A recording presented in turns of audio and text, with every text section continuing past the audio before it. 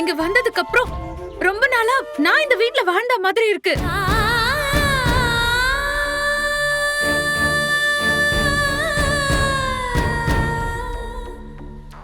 நான் எப்படிங்க உங்க வீட்ல இருந்திருக்க முடியும்? எனக்கே இங்க வந்ததுல இருந்து இப்படி எல்லாம் தோணுது. எனக்கு ஒண்ணுமே புரியல.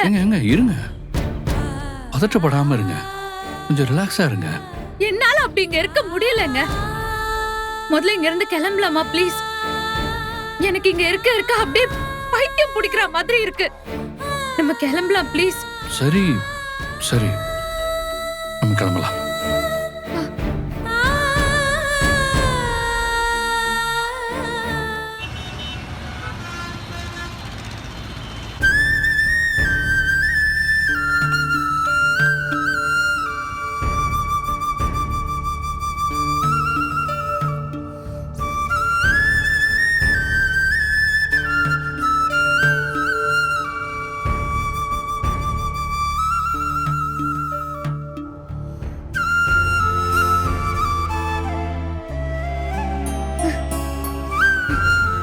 வண்டியை நிறுத்துங்க. என்னாச்சுங்க? ஒரு நிமிஷம் வண்டியை நிறுத்துங்களேன்.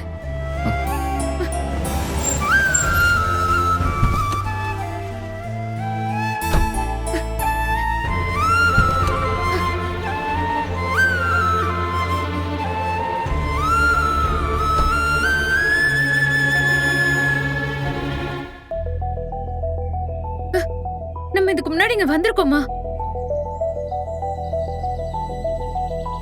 என்னது?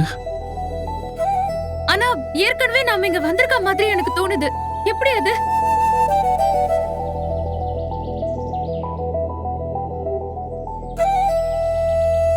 இதே ரோட்ல நம்ம ரெண்டு பேரும் சிரிச்சு பேசிக்கிட்டே நடந்து போற மாதிரி எதோ ஞாபகம் வருது. எதனால எனக்கு அப்படி தோணணும்? நம்ம ரெண்டு பேருமா சேர்ந்து இப்பதான் இந்த ஊருக்கே வந்திருக்கோம். அப்படி இருக்கிறப்போ நீங்களும் நானும் எப்படி இந்த இடத்துல சிரிச்சு பேசி சந்தோஷமா நடந்து போயிருக்க முடியும்? இங்க மட்டும் இல்ல, உங்க வீட்லயும் எனக்கு அப்படிதான் தோணுச்சு. அதுவும் ரொம்ப வருஷமா எனக்கு உங்களுக்கு தெரியுங்கிற மாதிரி இருக்கு. உங்களுக்கு எதுவும் அப்படி தோணுதா?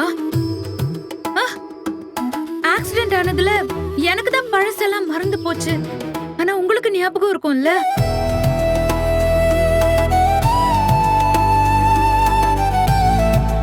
இதே வழியில இதுக்கு முன்னாடி நீங்க என்ன கூட்டிட்டு போயிருக்கீங்களா? உங்க குடும்பத்து கூட எந்த சம்பந்தமும் இல்லாத எனக்கு ஏன் உங்க கூட இவ்ளோ க்ளோஸா இருக்கிற மாதிரி ஃபீல் ஆகணும்? உங்க வீட்டுக்கு நீங்க போனா உங்களுக்கான மெமரிஸ் தானே வரணும். ஆனா எனக்கு சம்பந்தமே இல்லாம நான் அங்க இருந்த மாதிரி எல்லாம் தோணுது.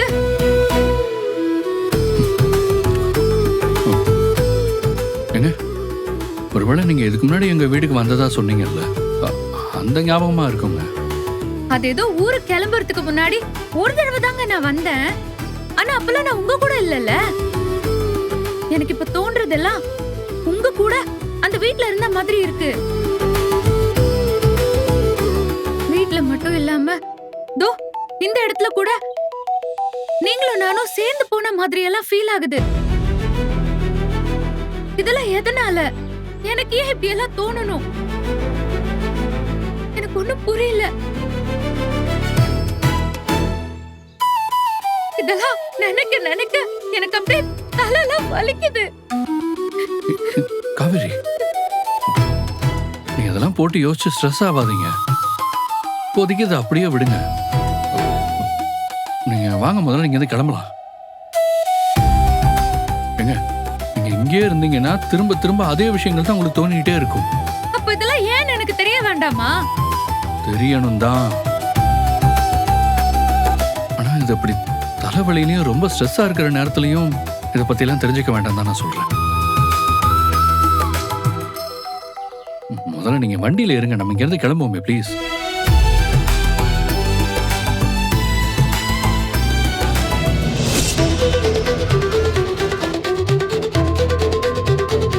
இப்போ ஓகேவா நீங்க? இல்லை ஹாஸ்பிட்டல் ஏதாச்சும் போகலாமா? இல்லைங்க, அதெல்லாம் ஒன்றும் வேண்டாம். ரொம்ப நேரமாக வெயிலே ட்ராவல் பண்ணிட்டு இருக்கோம்ல, உங்களுக்கு டீஹைட்ரேட் ஆயிருக்கும்னு நினைக்கிறேன். அதான் பயங்கரமாக தலைவலிச்சிருக்கு. போகிற வழியில் இளநீ கடை நிறையா இருக்கும், ஒரு இளநீ குடிச்சா சரியாயிடும். அதெல்லாம் எதுவும் வேண்டாங்க, எனக்கு இப்போ பரவாயில்ல. ஏதாச்சும் வேணும்னா நான் சொல்கிறேன்.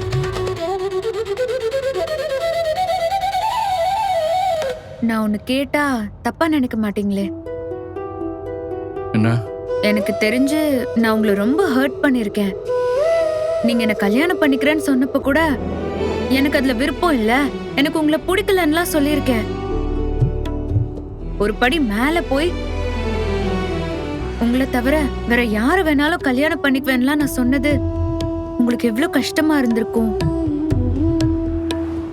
ஆனா அதை எதையுமே மனசுல வச்சுக்காம நீங்க ஏன் என்ன இவ்ளோ அக்கறையா கவனிச்சுக்கிறீங்கன்னு தான் நான் கேக்குறேன். உடம்புக்கு முடியாம நீங்க கஷ்டப்படுறத பார்த்துக்கிட்டு கண்டுக்காமலா இருக்க முடியும்? எனக்கு என்ன பண்ணுதுன்னே எனக்கு சரியா சொல்ல தெரியல. உங்க வீட்டுக்கு போனதுல இருந்தே எனக்கு ஒரு மாதிரியா தான் இருக்கு. இதுக்கு முன்னாடி எல்லாம் எனக்கு இப்படி ஆனதே இல்ல. ஐயோ, ஒருவேளை முன் ஜென்மத்துல நம்ம லவ்வர்ஸா இருந்திருப்போமோ? இருக்கலாங்க. அதனாலதான் பார்த்ததும் பிடிச்சதோ என்னமோ. பார்த்ததும் பிடிச்சதா? இல்ல, எனக்கு உங்களை பார்த்ததுமே பிடிச்சது. என்னமோ தெரியல, உங்க கூட பேசுறப்போ ரொம்ப வருஷம் பழகின ஒரு பொண்ணு கூட பேசுற மாதிரியே ஒரு ஃபீல் வந்துச்சு.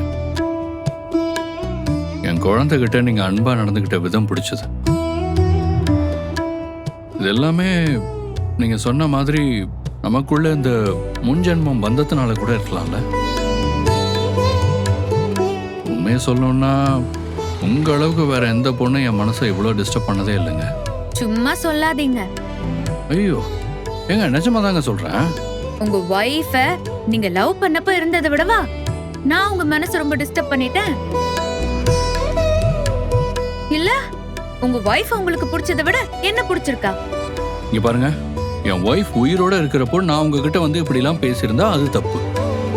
இப்பதான் அவன் என் கூட இல்லையே.